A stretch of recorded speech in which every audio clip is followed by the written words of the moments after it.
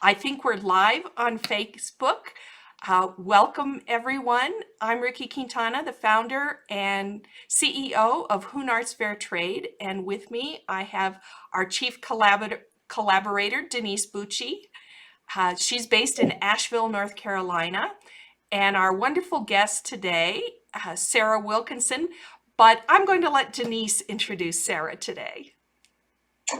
All right, yeah. So we're excited to welcome Sarah Wilkinson to our Conscious Collaboration Circle, or CCC, today. She is the founding director of Global One-to-One, formerly known as Project Peace Pal, which is a wonderful cultural exchange program working with young people in over 29 countries. She founded the organization in 2007, and today, the main focus is on building intercultural understanding, empathy, critical thinking, and communication skills among young leaders around the world.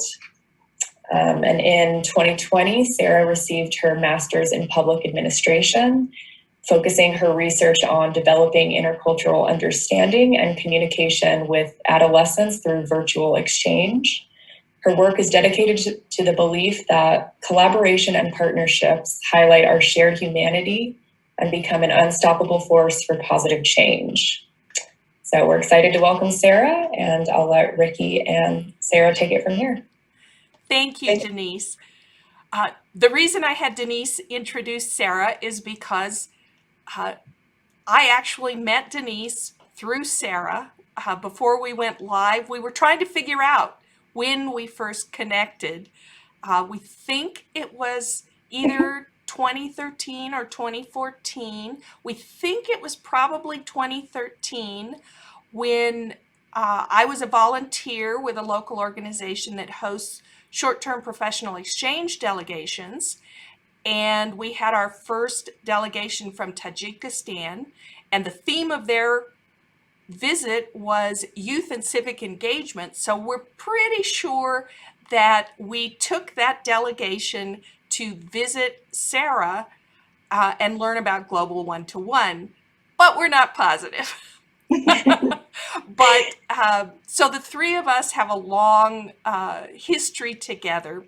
So it's really a pleasure now for me to welcome Sarah to our CCC Conscious Collaboration Circle today and share with the HoonArts audience some of the amazing work she's doing. So, and I meant to say real quick that I also worked with Global One-to-One for 2.5 years. I was the program coordinator and then program director. So I worked closely with Sarah throughout all that time, and that's how I met Rikki. So it really is a nice little mini reunion. Yeah. Today. So Denise, if you could spotlight Sarah. Yes, of course. Our audience sees way too much of me. So Sarah, first, why don't you tell us a little bit about your story? How is it that you came to devote so much of your life to this Global One-to-One organization? Well, when I was in undergraduate in university, my major was cultural anthropology. So I've always been really interested in other cultures. I've always been really interested in alternative perspectives. And then after college, I was fortunate enough to do a fair amount of traveling around the world. And that just had a huge and enduring impact on me, on my priorities, the way I see the world. The way I traveled was kind of backpacking through a number of places, including India and Nepal. And it really was kind of an on-the-ground experience, no pun intended, because I think I also did campus some places. But it just permanently changed my perspective. And so when years later, when I became a mother and my son was in elementary school, I was really concerned by how little I saw American kids learning about other parts of the world in a three-dimensional way, not just like a fact sheet kind of learning. And I think, so at the time there were, I think for a lot of people, it's a confluence of a number of things that kind of created critical mass. So there was this concern. There was also my concern as a mother about creating positive, peaceful communication in the home, and realizing how hard that is, that how quickly our minds turn to negative interpretations of things, which can lead to anger and resentment. And then the real catalyst was one day when my son and I were driving somewhere in the car, and he was in the back seat, and he announced to me that he needed a new PlayStation game. And he was very earnest.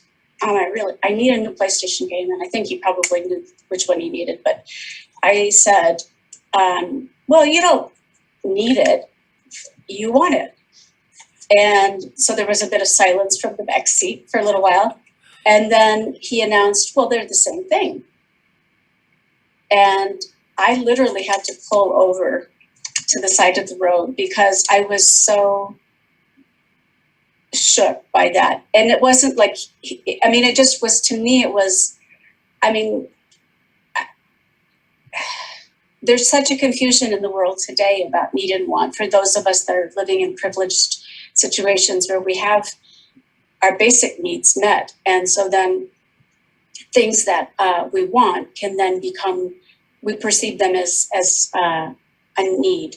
And so when I tried to talk with my son about that, he, his eyes glazed over. And so I kind of started thinking about it, and I realized what I wanted to do was to connect him with somebody in a very different country so that he could hear from them about their life. Because kids seem to really take in more from their peers than often from other adults. And so that started as a pen pal program in 2006, actually. And then in 2007 is when I got the 501c3 and incorporated.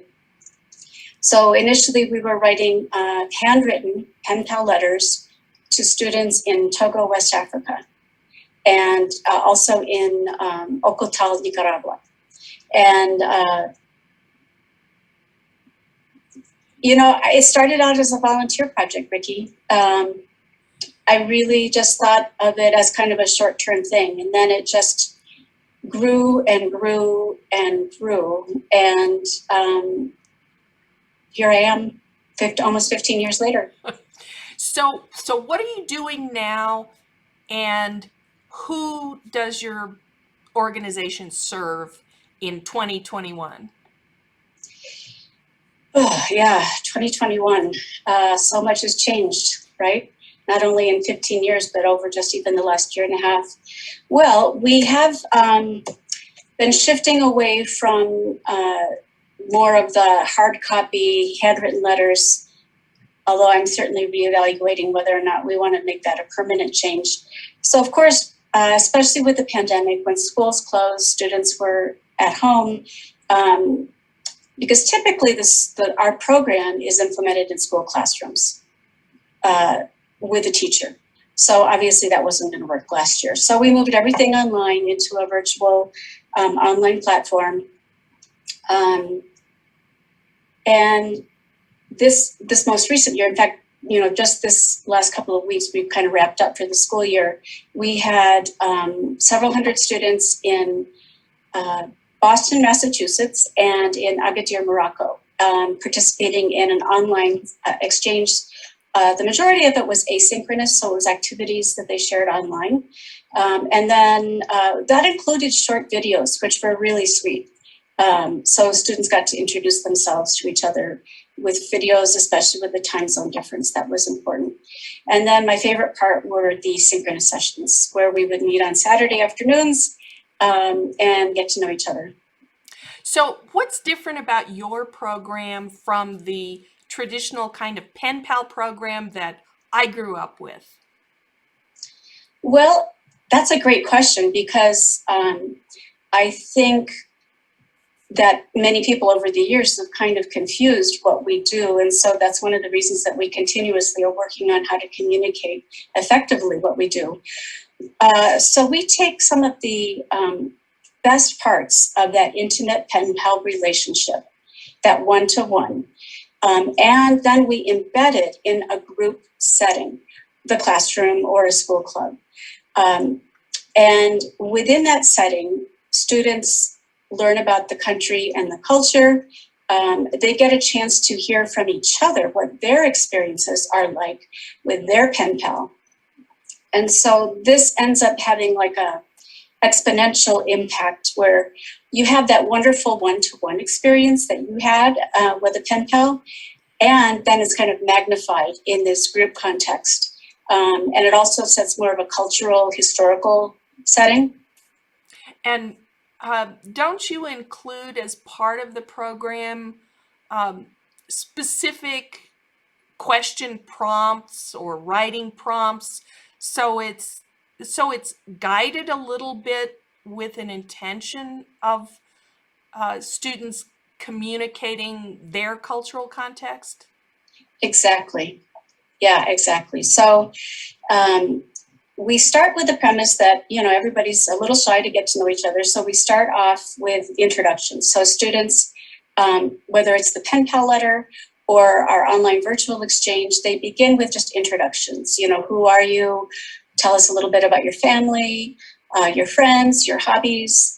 And so then we begin to kind of build trust and familiarity with each other. And then we begin to talk, the prompts then proceed to, well, let's talk about some cultural traditions and holidays that you celebrate so that we can learn from each other. And then so typically the school year starts in about October and then runs through about March or April.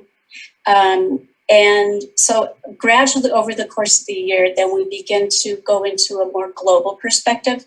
So while we've started with, you know, personal introductions, discussions of culture and holidays, then we begin to talk about global issues. What are some of the global issues that you're concerned about? What do you think you might be able to do as an individual?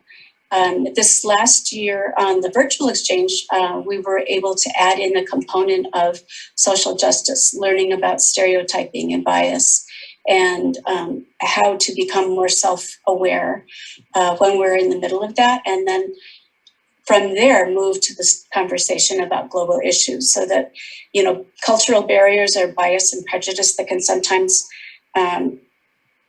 build roadblocks between our collaboration to address important issues. So I think by the end of the year, the students actually said that that unit was the one that they feel like they actually are going to use throughout their lives, you know, really becoming more self-aware about stereotypes. And that leads into the next question, which is really about what kind of impact do you see your programs having both for individual students in the US as well as in other countries? And what are the ripple effects beyond just the individual students in the individual classroom? Boy, Denise could speak to this a little bit too. I mean, when we have had the pen pal letters as our main focus, by the way, every letter in the world came through our office so that we could organize them and make sure that they were ready for the teachers to make the teacher's life more easy. But that meant we got a chance to read the letters. There were so many examples, especially towards the end of the year, where students voiced the incredible impact that this experience had on them, you know, realizing that the world is smaller as a result of this kind of connection, realizing that they had more in common with people who they would have thought were really different from themselves. And it also incited and excited some curiosity about traveling, you know, getting to know other people. So, you know, I think at a collective level, there is definitely some seeds planted with young people who I hope that when they become leaders in their own life, whether that's in their community, their family, in the government, in their job, that they have this kind of sensitivity, this cultural sensitivity, this empathy for people who are different, that can then inform the decisions that they make as leaders in their lives. And have you heard back from teachers about how the program may have impacted them? Absolutely. Yeah, absolutely. I mean, I think, we've had some teachers work with us for many, many years, that they just keep coming back every year because they want their students to be involved. And, typically the teachers that are really drawn to our program are ones that have traveled themselves, lived abroad, served in the Peace Corps. And so they have already had this really profound personal experience of how transformative it can be to get to know someone from another culture. And so they want their students, especially, we sometimes start as young as middle school and then into high school. And so either, number one, the population that participate in our program may be too young to travel on exchange trips. And a number of the populations that we work with are just students that wouldn't, be able to afford to travel. So these teachers will talk about that the reason that they went into teaching, to open the minds of students to the world and be curious. They have commented on how they have seen their students moved by and changed by participating in the program. And so that's been really, really rewarding to hear. I get a little choked up myself. Well, I do too. Yeah. Whenever I Well, hear your story. Well, thank you, Rikki, because, I'm a really emotional person and I'm really sensitive. And so that's what I want more than anything. I mean, I think there's a lot of value in learning about culture. It's imperative to set the context for learning about different people by learning more about their culture and the things that they value. But it's that heartfelt connection that really changes the world. And, just as a quick example, when I think about how the program has changed people, one thing I don't really talk about very often is my own son. When he was first starting so I started this in his elementary school. And the first time we got letters from Nicaragua, the kids had already written a letter against their will, like, okay, we're going to write a letter. They're like, oh. But then when we got the letters and we passed them out, so we had actually connected the students with, one other, a pen pal. So when we passed the letters out, Rikki, I mean, this is where it's really hard for me not to just start crying. I mean, this is 15 years ago, but the hush that fell over the room when these kids were looking at and holding these letters from someone across the world was just, I think maybe in that moment was when I knew I was going to dedicate my life to this. And then suddenly the kids were saying, well, because a lot of the letters were in Spanish, what's this word? Wait, where did you say Nicaragua is? Can we get the map out? And then we had told them before we handed out the letters that they would be writing a reply letter. And my son hates writing. He doesn't like, even to this day, he's 23 now. That's not his favorite activity. But while I was helping another student kind of translate some words from Spanish to English, my son went over to the place where the paper was, got a piece of paper, took it back to his desk, and started writing his reply letter before anyone had even asked him to. I mean, that's what we're talking about. I mean, that's the power of one-to-one. And I really do believe it creates unstoppable positive change in the world. Absolutely. So do you hear stories from students who have maintained their contact beyond the school year? Yeah. Well, I hear stories both about students who made contact with their Peace Pal after the school year. Of course, now it's almost always social media, so it's either Instagram or Snapchat. But yes, I hear some students, people that I run into later, will say, "Oh yeah, I've stayed in touch with that person for years, or I did at least for a while." And then I've also had students that I run into years later who tell me how it's changed some of the decisions that they've made for themselves in their lives.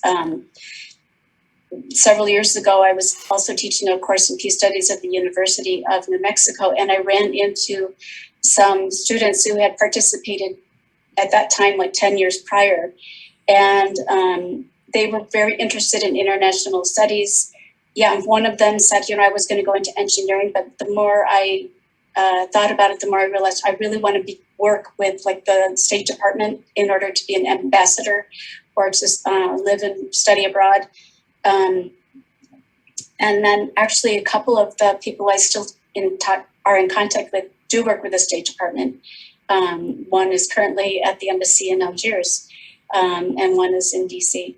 And they both will say that the participation in our program definitely was an influence in decisions that they made. And I totally agree with you about that.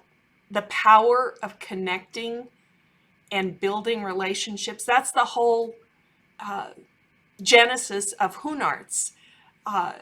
Looking back, I realized that one of the reasons I started HoonArts was because I wanted a relationship with people I met rather than just a visit. And that was the whole premise behind the exchange programs that I was involved with that led to the formation of HoonArts, and it certainly proved out the ability to open minds and open doorways that never would have been possible beforehand. You've talked a little bit about going digital as a result of the pandemic. Can you elaborate a little bit and talk about overall how the pandemic impacted Global One-to-One?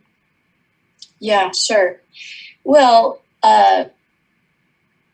boy, it impacted, like so many people, it impacted us tremendously. Well, number one of the things we haven't mentioned about Global One-to-One is that we also host international in-person visits to Albuquerque, New Mexico. Well, or at least we did before the pandemic. And so one of the big changes that we had was that obviously all of those trips were canceled. In fact, the week that things closed down in March of that year, we had a delegation from Tajikistan on their way to the airport to come to Albuquerque. I remember and now. They got word that their trip was being canceled. So that was a significant source of revenue for us. So a lot of the sources of revenue from schools for student participation, from these in-person exchanges, just evaporated overnight. So we were left high and dry with relatively no income. And then the other thing on a more kind of logistical level is this change, which I think everyone's talking about, how, we'll never completely go back to a non-digital version of anything, that Zoom or comparable video conferencing is going to remain a big part of our lives. Students are going to continue to learn at least part of the time virtually. So I think in one respect, this shift to a digital online platform has been really good for Global One-to-One. It's really forced us to kind of stretch and think about how we can keep people really connected when we're not physically connected. And I think, that's going to have a long-term impact on the way that we implement the program. And also, I would just say, one of the things that I was deeply impacted by this year was listening to the students who were participating in our program this year. And now this is where I'm probably going to tear up, because so many of these kids, when they would do their videos to introduce themselves, one of the prompts that we had was for them to describe how the pandemic was affecting their lives. And so many of them just talked about how depressed and alone they were. The kids in Boston, they were freshmen, but they'd never actually been inside their school. And so, ironically, we were connecting them with students in Morocco, but they were also getting to know their classmates in Boston through this program. And it just really, really affected me to see how hard at this stage in life, early in high school, these kids were just so depressed, really. I've got a 7-year-old grandson who basically had the same experience. He's an only child. He's 7. In April of 2021, he started going back to school 2 days a week. He didn't have kids to play with for a year, which is hard to imagine. And he was desperate for social contact. And when my daughter was able to start taking him to the local park, younger kids that he earlier would have disdained playing with, any child was a potential target. A potential friend. A potential friend. Yeah. It was, and seeing that, that the impact on mental health of kids is just so dramatic.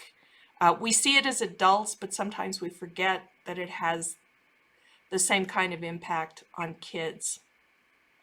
And potentially even more, because, with young kids and then adolescents, socialization is such a critical part of their being. It's definitely a major motivator for them, which is one of the reasons I started Peace Pal, was because I thought, okay, well, let's leverage that interest in peers to learn about culture. But to then suddenly be isolated, because it was just so abrupt. I mean, nobody really got a chance to prepare for it. So I think it's going to be interesting to see in the years to come what kind of long-term impact this experience has had on many of these young people who were isolated. You talked a little bit about the funding impact of the pandemic. One of the reasons that I started the CCC program generally was I saw that the whole funding issue and revenue generation issue is so challenging for small businesses like HoonArts, as well as small nonprofits like Global 1-to-1, and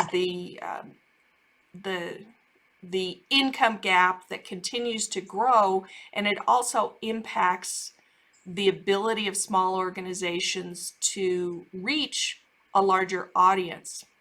So has that been an ongoing challenge for Global 1-to-1? And also, can you talk a little bit about some of the other challenges you may have faced over the years now that you've got 15 plus years experience? Well, I'll start with the challenges, because then we'll find ourselves back at the first question. Well, yeah, pretty much everything, because I started this organization by myself. I had no idea what I was doing. I started a nonprofit, an international nonprofit, with no prior experience. So And I Everything was followed hard. in your footsteps. You didn't learn from me. You didn't learn. Sorry, I tried to be a cautionary tale, but yeah, everything from the paperwork on how to become a 501c3 to, I think one of the really hard things for me along the way was developing partnerships. Because, I like you, I believe partnerships and collaborations are essential. To me, that's the paradigm of the world moving forward. If we don't know how to collaborate and share both the challenges and the struggles, as well as the joys and reap the benefits, we're a sunk ship, And so I'm really confident that people who, like us, are interested in changing this paradigm are going to prevail. But one of the things that's been really hard is for me to learn that actions speak louder than words. People who, that enthusiasm doesn't equate to follow through. I've had many partners over the years that really were very enthusiastic. And so I would do things like match teachers in one country with teachers in another country, or students in another country. And the thing there is these kids get to begin to develop these connections. And then sometimes teachers, kids would just say, it's too much work, and just kind of drop out. And that was really hard for me to understand, because I tried to say from the very beginning, this is a commitment. So anyway, I guess one of the answers to one of your questions is just, I tend to be a very trusting person. And if someone says they're going to do something, I believe them. And now I've gotten a little bit more cautious about that, and yet at the same time trying to keep an open mind and an open heart. But that's been an ongoing struggle over the years, is getting really solid collaborations, with partners that are going to be there tomorrow, like you. Mm-hmm. And then, and funding, for a small nonprofit. I mean, it's kind of it's very frustrating, because if you look at the impact, like Denise mentioned, we've had 18,000 young people in 29 countries participate in this little nonprofit program. So in other words, we have a huge impact. And that's not even measuring, like the emotional, psychological, social impact. I mean, just if, like, funders often will want to know, well, what is the quantitative data? How can you measure your impact? And yet, let's say, for example, when I have to submit our financial reports as part of an application for a grant, our budget's not huge by any means. And I've had funders say, well, if you're asking for X, kind of funding, but you've only got B or D funding currently, how are you going to know how to manage that? And it's like, well, look at what we've done. I mean, we can manage a lot. We just need the resources to get the staff that we need in order to do what we do more effectively in even a broader reach. So it's really frustrating. And I do think that collaboration in this regard is really important. I'd also really like to see more nonprofits or any kind of social enterprise collaborate. And, I've been trying for years to reach out to some of the nonprofits that do similar work and say, hey, let's collaborate. What we do is complementary. You do exchanges at this level, we do exchanges at this level. Imagine what we could do if we're doing it together. But it's part of this paradigm that's shifting, and it's hard to be patient when people like you and I and others can see what's possible, but then meet with resistance. Mm-hmm. The old paradigm both on the nonprofit and the for-profit side, seems to be focused on building your own organization in a silo. Everything's about growing your organization, promoting your organization. If you collaborate, there needs to be a quid pro quo for the collaboration, and often there's a price tag, a dollar price tag attached to that. And that was one of the impetuses behind starting CCC, because I continue to be convinced that we need to think creatively about the way we collaborate, because the little guys, as I say frequently, they're often working more efficiently with smaller resources than the big guys, but the big guys get all the attention because they have the dollars to buy the audience. So this new paradigm of conscious collaboration that doesn't come equipped with a built-in cash price tag, I think is one way that we can start to shift. And I can personally foresee a dual track, if you will.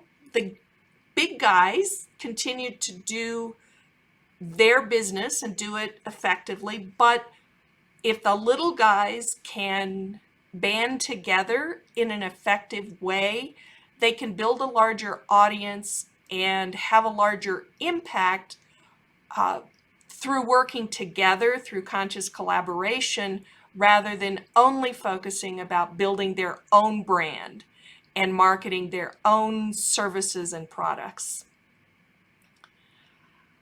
Yeah, I think that just takes a fairly, it just takes a shift from thinking about such an entrenched view of, I want my slice of the pie. I'm not going to share it with anybody. If I try to share my piece, then if I share part of my piece with you, then that means what's left for me is smaller. And that's not true. That's just not true. And not only do we work more effectively, I think, it's a lot of us with fewer resources, it's smaller on the ground organizations.